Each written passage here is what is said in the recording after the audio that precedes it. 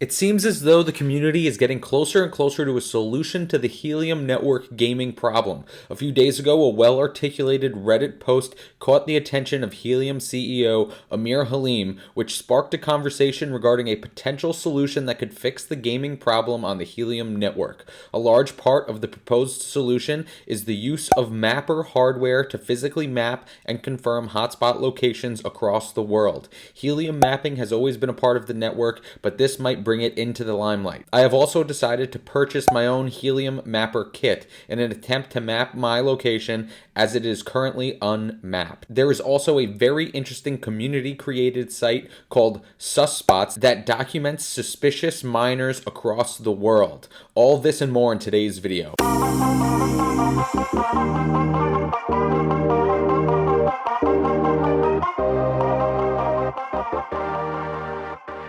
Hello everybody and welcome back to another video here on the Crypto Compound channel. Thank you all so much for being here. I hope you're having a great day. Please hit that like and subscribe on the way in. It really helps support the channel. In today's video, we are going to be discussing a potential and proposed solution to the Helium mapping problem. This solution is rather well articulated. This individual seems to have a lot of background in the radio RF engineering space, and it seems to have caught the attention of Helium's own Amir Halim. He actually says that he thought up and mocked up a solution just like this a few months ago in this document here, which he provided. We will go through that in today's video. The solution that is proposed that we will go through actually suggests mapping the entire Helium network with physical GPS mappers. These mappers have existed and are readily available to people that are willing to go out there and actually physically map the network and prove that hotspots are where they say they are. Effectively, all mapping is taking a connected device that is connected to the Helium network that's associated with the GPS signal and driving around or walking around and pinging all of these hotspots and confirming that they are actually where they say they are. This is a link to the Mappers Explorer page on Helium. As you can see, in the New York City area, all of the green hexes are currently mapped. All of the other ones, the gray ones that are empty, are not mapped. And of course, where there are no hexes, there are no hotspots currently. So as you can see, a large part of New York City is in fact mapped. However, a large part, almost I'd say 99% of Long Island is not mapped. And then the New Jersey, Connecticut area is very thinly mapped as well. So it would be a lot of work to be done here. That being said, I am purchasing this Helium mapper kit from Rack Wireless. I also just want to mention, as you can see on the screen, everything for the rest of the year on the Rack Wireless website is 10% off. I highly recommend you taking advantage of that if you want to. I certainly am. I'm going to purchase this Helium mapper kit, and I might actually purchase another antenna for an upgraded setup I might be doing in early 2022. However, I'm going to be purchasing this Helium mapper kit. I am getting kit number 2. That has a battery in it, and I'll of course be getting US 915.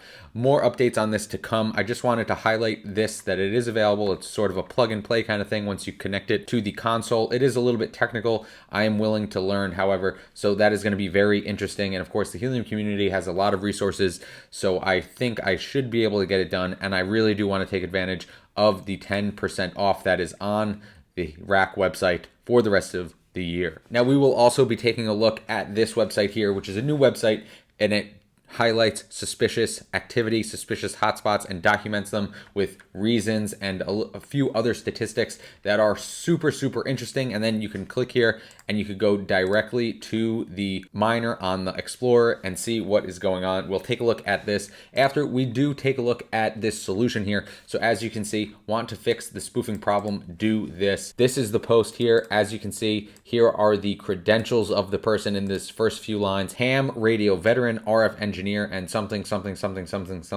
nerd of 30+ years. May I propose a simple and highly effective method of rooting out these spoofers before they can ruin the party for everyone, and all the FUD, bad reviews, and words of caution we are hearing all over social media becomes viral, and people decide that spending thousands of dollars in order to build a community network without any meaningful ROI from mining HNT is more hassle than it's worth.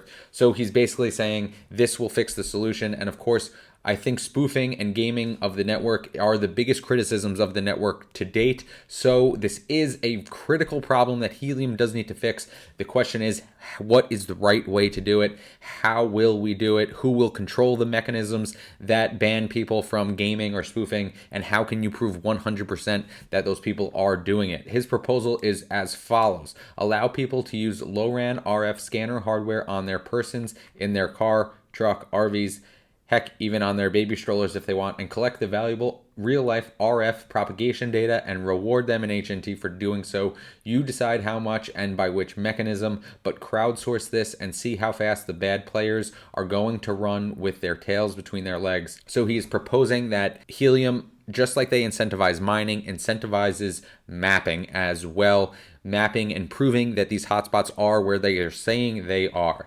And he goes on to say, no need for fancy algorithms and making the protocol clunky. Just have people map every square inch of presumed coverage and compare what is actually in the air to where the hotspots are supposed to be. Any hotspot not in the place it was activated in or running anything that is not standard gets dropped with a penalty and put in a pending inoperative state until they either fix the issue or redeploy their 20 hotspots from the basement and scatter them as they should be. This seems like a very clear-cut solution. Of course, far more easy to say than to implement. However, this idea of physically proving that hotspots are where they say they are sounds like a good idea to me. Now, as you can see here, Amir Halim did comment on this post. He said, I had started writing up a similar idea. I do think securing the hardware becomes a problem, even if the keys are secure. GPS spoofing using SDR. There's several ways to make that harder for bad actors, but none are perfect.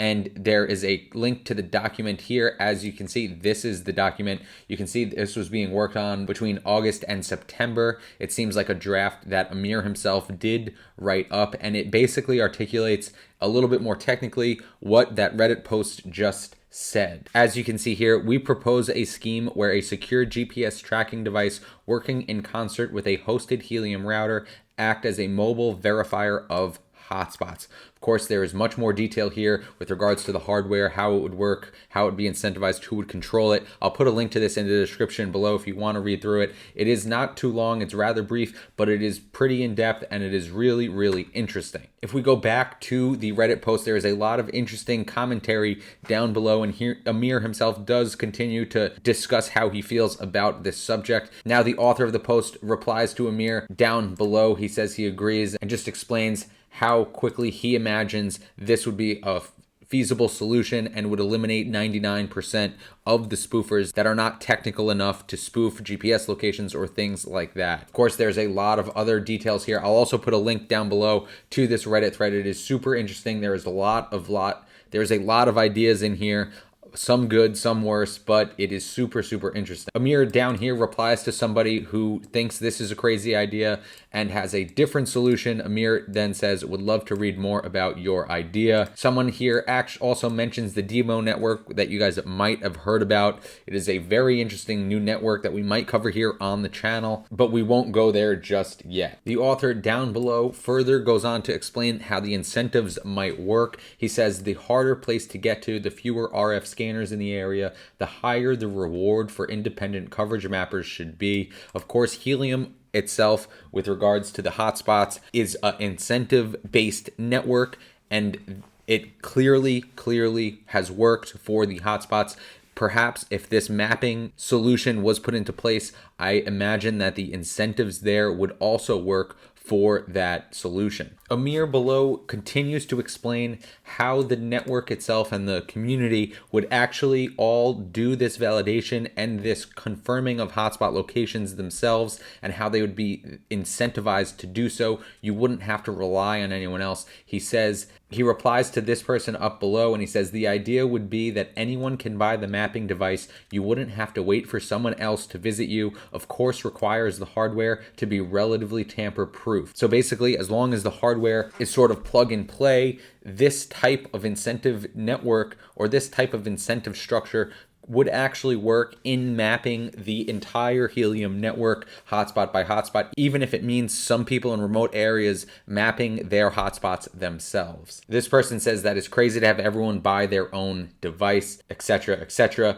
Amir says they could be in the $39 range. No one solution will be sufficient. It will always be layers of complexity with varying levels of success probability. HIP 22 is a similar concept, but applied at the hotspot level instead. A lot of interesting stuff here and a lot of good ideas. Sometimes these Reddit threads can become rather unproductive. However, this seems to have been a very productive thread. A lot of interesting ideas going back and forth, highlighting a lot of issues and potential solutions to this problem. Guys, I also wanted to touch on this website here. It is susspots.com. I will put a link to this website below as well. As you can see here, there are currently about 3,084, as you can see right down here, 3,084 highlighted hotspots that have been reported or flagged as being suspicious. Of course, this is community created. It has no impact on these miners. However, they have been flagged for several reasons. As you can see here, there's a behaviors column,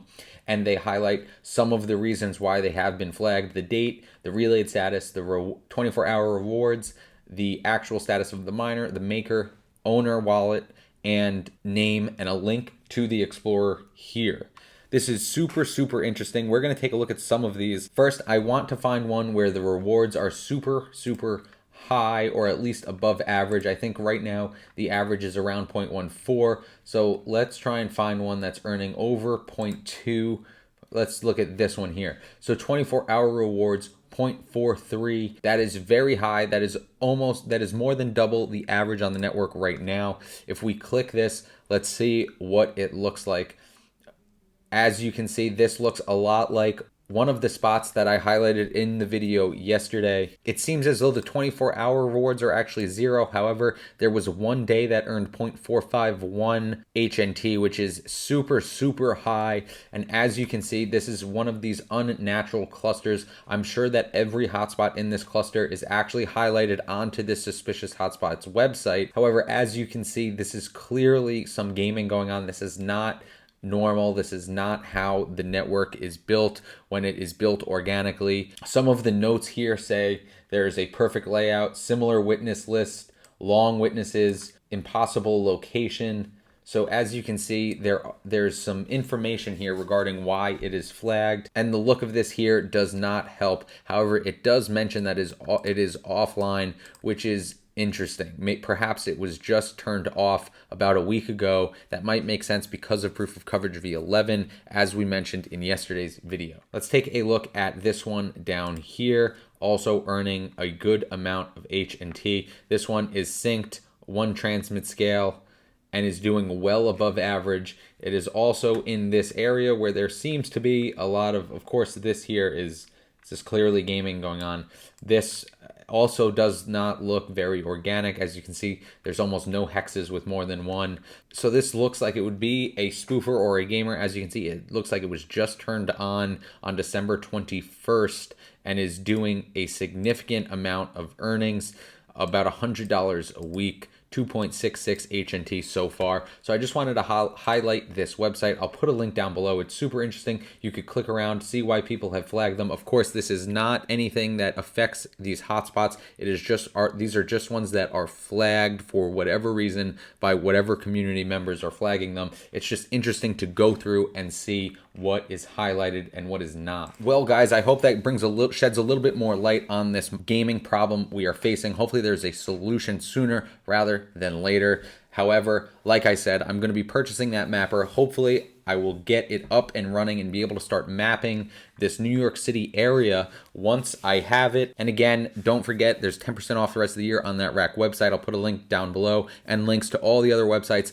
and threads that we were talking about in today's video down below as well. Thank you guys all so much for being here. Thank you for watching until the end. Please hit that like and subscribe if you have not already. But just like that, this video is over and I will see you next time.